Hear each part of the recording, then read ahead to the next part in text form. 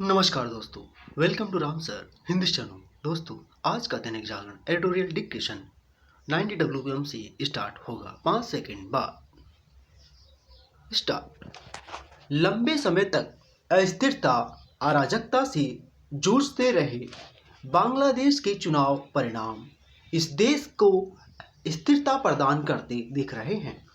इसका कारण यह है कि बांग्लादेश नेशनलिस्ट पार्टी यानी बीएनपी सरकार बनाने के लिए आवश्यक सीटों से कहीं अधिक सीटें जीतने में सफल रही और उसके नेता एवं पूर्व प्रधानमंत्री खालिदा जिया के बेटे तारिक रहमान के प्रधानमंत्री बनने का रास्ता साफ हो गया।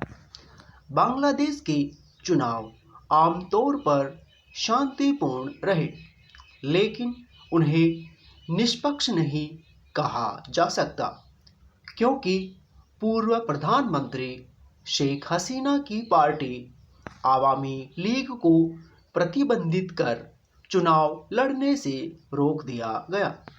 तथ्य यह भी है कि मुख्य विपक्षी दल के रूप उभरी जमात ए इस्लामी चुनाव नतीजों को स्वीकार करने में आनाकानी करती दिख रही है। बांग्लादेश में हमेशा चुनावों की निष्पक्षता को लेकर सवाल उठते रहे हैं, चूंकि कट्टरपंथी और पाकिस्तान परस्त जमात ए इस्लामी परास्त हो गई। इसलिए भारत राहत की सांस ले सकता है, लेकिन यह ध्यान रहे कि उसे उम्मीद से कहीं अधिक सीटें मिली। जमात ए इस्लामी के साथ मिलकर चुनाव लड़ी छात्रों की पार्टी नेशनल सिटीजन पार्टी को कोई खास सफलता न मिलना भी भारत के लिए राहतकारी है। इन्हीं छात्रों ने जुलाई 2024 में शेख हसीना सरकार के खिलाफ आंदोलन छेड़ा था, जिसके नतीजे में उन्हें भारत में शरण लेनी पड़ी थी। भारत विरोधी तेवर अपनाए नेशनल सिटीजन पार्टी का हश्न यही बताता है कि उसका आंदोलन न तो किसी पार्टी का परिचायक था और न ही किसी सकारात्मक बदलाव का।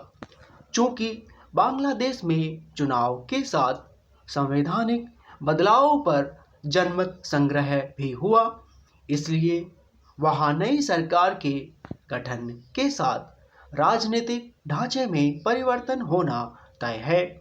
यह स्वाभाविक है कि बांग्लादेश की नई सरकार के रवैये पर भारत की गहरी निगाहें होगी।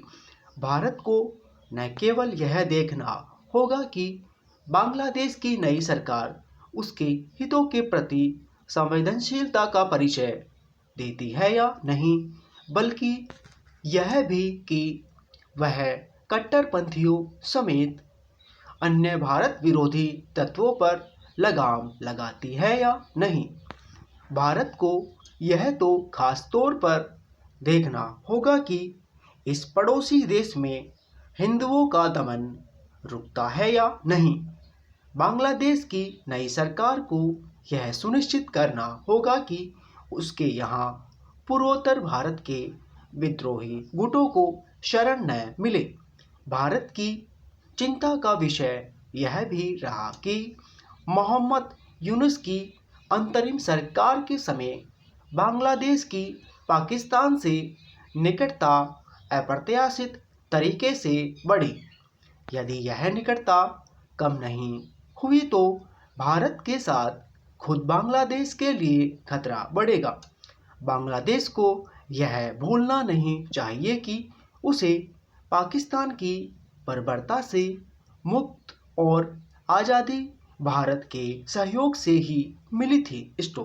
दोस्तों, आज के इस एडिटोरियल की पीडीएफ और इसकी कुछ इंपॉर्टेंट आउटलाइंस आप हमारे टेलीग्राम चैनल से ले सकते हो और अच्छे से प्रैक्टिस कर सकते हो। तो दोस्तों, आज के लिए बस इतना ही। तब तक के लिए जय हिंद, जय भारत।